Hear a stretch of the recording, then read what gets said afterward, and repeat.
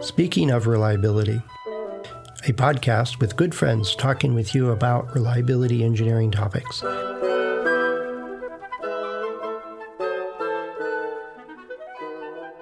Welcome to Speaking of Reliability. This is Fred Schenkelberg. And this is Dianna Dini. Hey, Dianna, I got a topic for you. I was coming into my studio set up here with my microphone and everything, and I had a cup of coffee.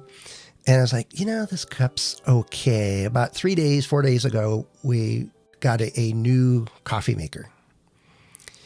And that sounds nice. You're an engineer. Yeah, mm-hmm. Yeah, you're an engineer. You would understand this. It has to have all the buttons on it. So I'm relating. Okay, continue. Okay. Yeah. So when Diane and I said, our old coffee maker needs replacing, and I had bought one that you could control the soak time or blooming time, they call it, the brew temperature to a degree Fahrenheit. There's a couple other settings on it. It was like 4 or 5 things. Grind its own beans too? Well, the one we got now does. So we added another variable. And so mine's not that fancy, Fred. I have a little coffee station and it'll do tea and coffee. Ooh, no, that's nice. Yeah. But even with the purchase of the last one, Diane was like, I can go to Target and get a Mr. Coffee, and that's just fine. And it's not an insulated carafe. It's, it has a heat plate underneath it. So you basically cook the coffee until you finish it. And, and it's a, drip coffee maker, and it does what it does, and it will make an okay cup of coffee. But if you don't like it, you don't have any variables anymore to play with. You can't control the temperature. It is what it is. You can't control the, blooming thing. And it's something I learned. Maybe I'm a coffee snob now, but I'm an engineer. I'm thinking you're way beyond me on the coffee thing now. Maybe I'm utilitarian. I like to press the button and something comes out and then I drink it. It's fine. Yeah. But yes, you have an Uber coffee machine. Yeah, it's a nice machine. So part of it is that I have had really good coffee at various client sites and different facilities I've been in, and I've had some absolutely dismal coffee, in other places and sites and stuff. So when I thought, if I'm going to be home and I'm going to brew my own coffee, I want a good cup of coffee. Good for you. And it's subjective, right? And that's where the problem comes in, is that we put the new machine in there. We kind of set it up similar to what we had before. And the first thing I learned is that the two brands define a cup of coffee, which you would think would be a standard measure, is not. It's not an 8 ounce cup? Okay. No, both of them one was 4 ounce, one was 5 ounce. And so when you fill up, you say, I want 8 cups, which is what our old system did. You got 40 ounces of finished coffee out of it. And in the new one, when you say 8 cups, you get 4 times 8 sweat, 32 ounces. So if you put the same amount of ground coffee in it, the new one is much, much stronger. It's almost muddy. And I'm like, all right, let's try this. So the first day was, that was way off. Let's adjust the amount of, why is that happening? So we did a little bit of failure analysis. I read the manual. Did it have, if your coffee is muddy, changes setting? No, it didn't have a troubleshooting part. They figured if you bought this machine, you're so subjective, we can't tell you how to fix it, or whatever. Okay. But they did say, the manual did have, and the other one did too, is that if you have this kind of roast, light, medium, or dark roast kind of coffee, these are commonly preferred settings for temperature and these other settings. And so it kind of had a guideline of typical settings. And then a very big paragraph, those legal things where it's all capital letters, all that kind of stuff, saying all of these are adjustable so that you can adjust it to your taste. If you don't like it, change it, in so many words. It said something like that. That's useful. It is, and it comes with an app, which Diane just hates. It's like, I just want to push. It came a with button. an app, so you can like program these different variables from your phone and then tell it to brew. Yep, and I can set up favorites if I have a different kind of roast, if I got a decaf, and I can. So here's the dilemma.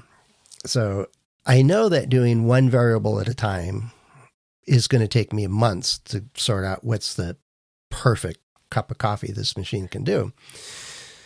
Assuming we keep the beans that we're using, the roast that we're using the same, which we do like what we have. So we're going to keep that the same. And all the variables, how much grounds you have, how much water you're using, what temperature you're using, the bloom time it has, and I think there's 2-3 other variables. They all interact, right? They all have an influence on it. And some do this function, some do that function and stuff. I see where you're going here, Fred. So what do you think? What tools came to mind here? DOE. You're going to do a DOE on your coffee machine. Which is odd, awesome, by the way. It really is. Well, I haven't done a DOE in a couple of years now, and I thought, well, it's a good thing to practice to, get another. Yeah, I got to practice, and I got all the tools. I know how to do it. I just got to set it up and try different versions of your. But how are you? That's a lot of coffee to drink in one day. I could brew 25 pots of coffee in one day and run all the experiments. Yeah, how are you going to keep your palate neutral? How are you going to? Well, one, I'm not going to drink 25 gallons of coffee in one day. A friend of mine did that once. They got an espresso machine, and she tried every recipe in the book and had like 15 different cups of coffee, and lattes and espressos and all the things this machine could do. She was bouncing off the walls. She was just out of it. She was overdosed on caffeine that day. So the thought was, well, if I set up the experiment, right, and I have 5 major variables, we're going to keep the same kind of source coffee. The beans, they're going to be the same.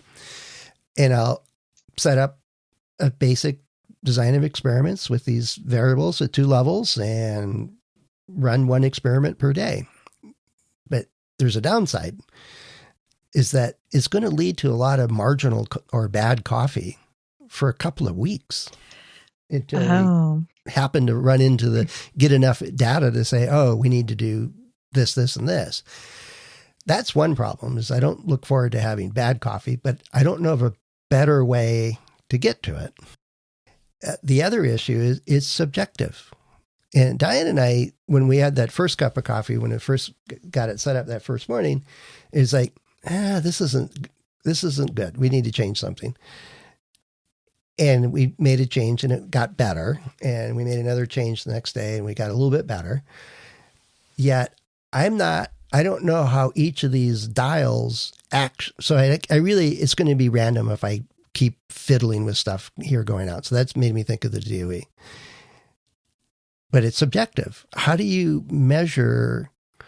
Because I can't stick a thermometer in it, and if it's 187 degrees, that's perfect. I don't know that. And it's not, temperature is not always related to the flavor that you. What about the acidity of the coffee? You're talking about the coffee that's brewed, and you have a particular taste that you like this version.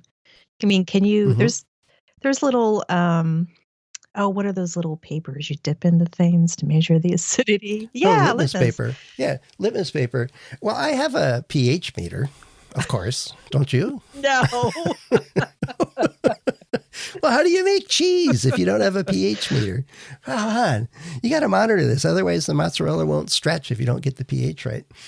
I guess I'm too much of an engineer for my home appliances. But it's subjective. And Diane and I tend to like the same. It's not too acidic.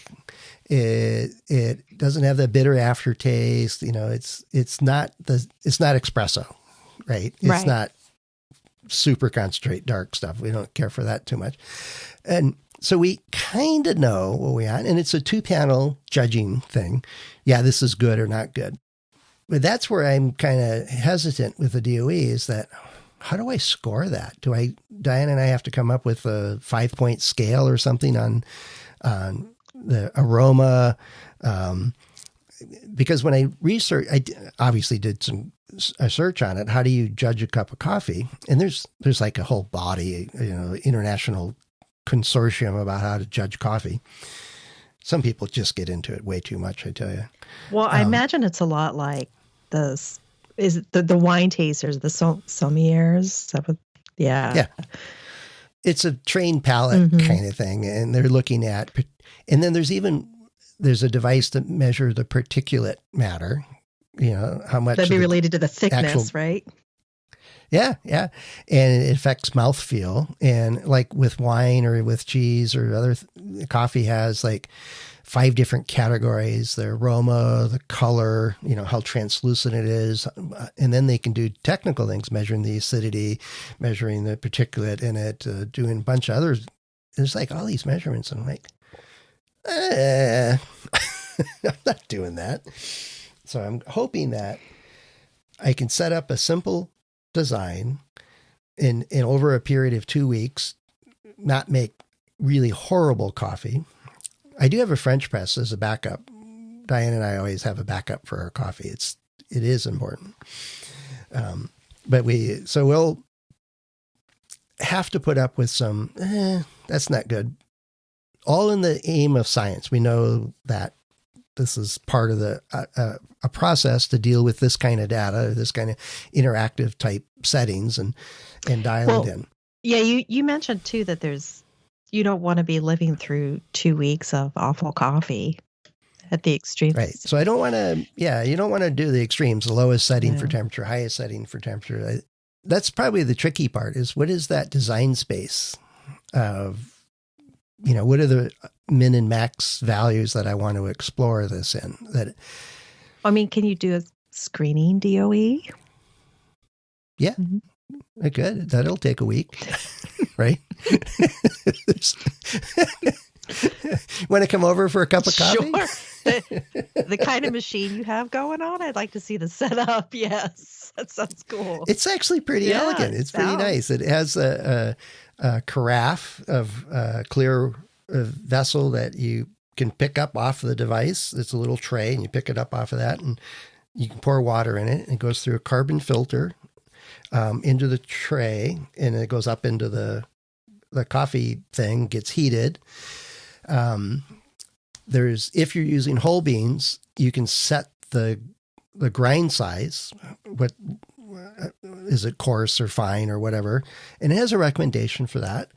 And then it'll grind. So if you want 8 cups, it'll grind enough grounds for 8 cups. And it has a hopper for lots of beans. And that water is, you don't have to measure it precisely. It'll only use the water that you called for. So those are pretty cool. And then it drops the grounds into a basket and puts a little bit of hot water over. It's a small amount. It's called blooming. And I read that in ground coffee, it exposes the oils in the beans, so it's more so in fresh coffee than pre-ground stuff. And the first hit of water on it releases a bunch of carbon dioxide or some output of that interplay of that hot water and the beans, that if you keep pouring water on it, that gets trapped in the coffee and it leads to a very bitter taste. Oh. So if you do in a drip coffee, if you pour a little bit of water on it first, just get it moist, let it sit for 10 seconds, 20 seconds. And that's enough for it to bloom. And then pour the rest of the water on it. It'll get rid of, theory is, it'll get rid of the bitterness. And so I thought, all right, well, I can set that from 5 seconds to 30 seconds. And so there's a range there. But if you do too much, then it alters the flavor in a different way. This is the way they phrased it. And it's not bitter, but it also pulls out a lot of the flavor. So if you let it bloom too long, you lose the essence of the coffee. So I was like, okay, whatever. And then it drops it into a carafe and And there's no heater plate underneath it. So it's an insulated carafe. And so it stays warm long enough for us to finish. So you did this research and identified the variables here. And it sounds like you're looking at bloom time. I mean, the water and the beans are going to be the same. Yep. And the amount of beans or the amount of grinds per coffee, are you varying that? Well, there is a setting if you want it, light, medium, bold, that kind of thing. I think that's the ratio of grounds to water. Right now we're finishing up our pre-ground stuff. So we're planning on holding that steady. And then we'll have to repeat the experiment once I get fresh ground stuff, because that'll be all different. Oh, do you think it'll be that different? Oh, yeah. Years ago, I do have a coffee grinder, a standalone little grinding thing. And when we're traveling, we often made French press coffee or drip coffee. They'd had a carafe that you just pour it through a filter on top. And when the difference between fresh ground and if I grind it the night before and have it set up in the morning just to heat the water and pour it over, it's a world of difference. Between when you have it in a bag? Just 12 hours. Oh, just 12 hours. Oh, well, between. Just 12 hours. Wow. Just if I grind it the night before, you can notice because the French press, you get like 1 or 2 cups out the size we have. So I then said, I'm going to grind some more and make it. So I had the pre-ground stuff. And then half an hour later, I had the fresh ground stuff coffee. And it's a world of difference. Now, there's plenty of other variables, the temperature of the water, how much it got exposed to, and the number of ground, all kinds of other things. Yet it was very, very different. So, yeah, but I got the variables, and now it's like, well, what's the min-max that I want to play with they're far enough apart that I get a good space to find the optimum, settings for the great cup of coffee, the golden cup of coffee, I guess. But if I keep them too close together, I might miss the space altogether. So that's a trade-off. That's an engineering judgment trade-off, isn't it? And the downside is you might end up with a bunch of bad coffee, which is not desirable. Yet you would learn more of how these things interplay and go. And then the other part is the judgment part. At some point, we're going to go, let's just guess, because I'm tired of drinking this scorched coffee or whatever it is that we made bad settings for. So I'm in a dilemma. I need a coffee expert. So there's probably consultants for this. I'm thinking to go talk to your local barista. There's a place that's around the corner from me that they're their own coffee roasters. Oh, yeah, we have one in town, too. Yeah. Go buy 10 pounds of coffee and then ask them what's the right settings for this. Yeah. They would probably be able to help with that. That's a great idea. They would probably like to do it. We just spoke about silos in the workplace. But that was one where, that's where I would go. I would talk to them because they always ask you for anyone that hasn't done it, like, well, how do you want it ground? How are you making it? Is it drip? Is it a machine? Are you making espresso? And then they grind it differently They grind it differently. And then they also like, well, what kind of coffee do you like? Do you like bold or strong or, lighter or whatever? And they recommend a type of bean then too, or a way to brew it. So yeah, they probably would know a whole lot more. I have to catch them when they're not terribly busy. Go there at 8:00 in the morning. That would probably not be a good time to pull them aside for an hour. No. I don't want them after the 25 cups of coffee either. I don't know what answer I'd get. Yeah, you could do research to figure out to kind of narrow down those windows, like you said, but still have enough wiggle room that you can zone in on what the right setting for you would be. Because they may tell you, like you said, the bloom time is anywhere from 5 to 30 seconds, and it makes a world of difference. You can ask them what they do, or, depending on people's flavors, and they probably give you a narrow window to start from. Yeah, I'll have to give that a try. I'll let you know how that works out. Because that's a great idea. And plus it gives me an excuse to go to this local, place where they roast it right in the building, and then you can buy it and it's still warm. Take it home. I used that for a number of years, and then Diane was like, I'm not buying that coffee. It's too expensive. Now, you mentioned you make cheese. You could always barter. Say, hey, can you spend 30 minutes with me to describe these different coffee settings on my fancy machine? I got this great gorgonzola for you. And I'll give you cheese. I don't know how far that'll go. Some people look at me like I'm weird. Yeah. It's weird, yeah. I wouldn't think it was weird if I worked at the coffee shop and someone offered me cheese. But, okay. You never know about cheese, though. I've made some pretty ugly looking cheeses. Well, did they taste good? Tasted yeah, great. Okay. Oh, yeah, they're amazing. But that's a whole different thing. But anyway, that's, it's one of those cases where we have a whole toolbox of stuff, and it's just, some things are just, that's a natural fit for that problem. I'm going to go sort that out. And maybe in a couple months or so, we'll have a recap to say, did that work? Or did we go deep into failure analysis of why our coffee machine caught on fire? or the results of you guys trying so many different cups of coffee. If you were up all night, well, there might be a medical issue. Yeah, there's going to be a medical issue instead. Yeah, that could be a problem. And I still think the hardest part of it, I mean, setting the variables and all that stuff, it's all part of the engineering process, the trade-offs and what we do, even if we're not doing a formal design of experiment. We're saying, well, here's our range of possibilities. What's the right set of trade-offs? The DOE is a tool to help us optimize it or find a really good solution, a robust solution. There's a variety of reasons to do that. The part that troubles me the most is the measurement part. And I'm going to have to just go with, Diane and I are the I was going to say victims, but the customers of this process. And we're going to have to come up with a way to say, this is good, this is great, this is horrible. But maybe under a number of criteria of mouthfeel or aroma or taste, or I think taste is going to be our biggest criteria, and do a weighted scoring of some sort. Because I think I need a number at the end of the day to do it. Or can you do a DOE that's just a good or bad, a binary output on the other end? You could, but you wouldn't.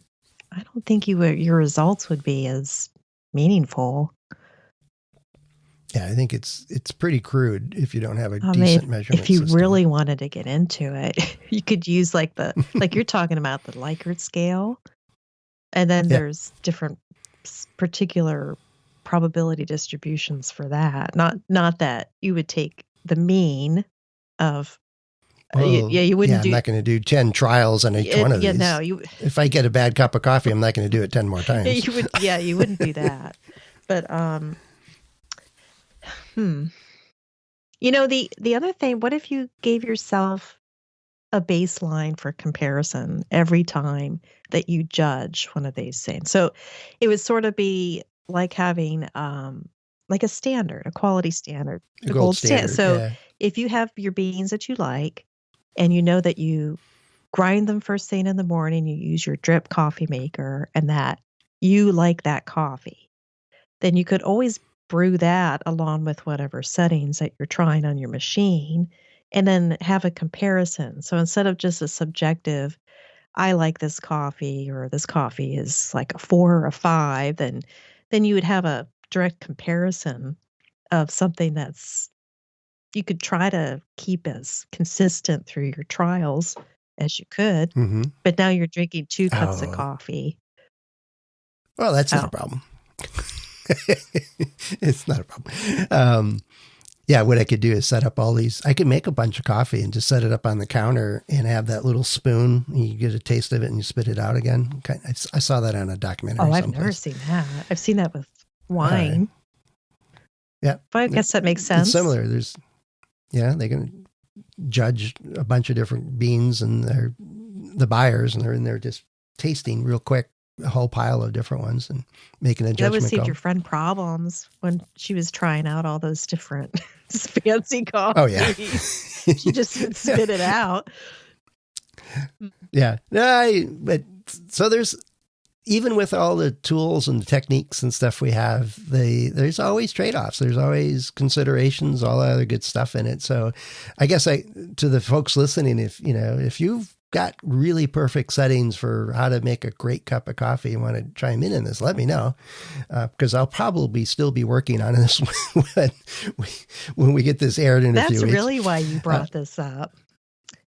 I want a good cup of coffee. This wasn't about DOE, Fred. This is about the settings for your coffee, and I understand. Yeah, but I think that's the main point. I think you hit on it, is that, we don't do DOE just for the sake of doing DOE. We do it to solve a problem. Yeah. And we use fishbone diagrams to solve other problems. We use 5 whys for another problem.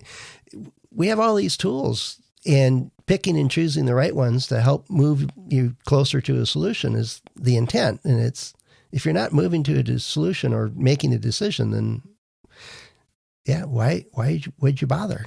Although I'd like doing this stuff. I would too. And then I would rope my kids into it as a learning opportunity. I have neighbors. I wonder if they like coffee. Oh, you get them to, you're introducing more variables.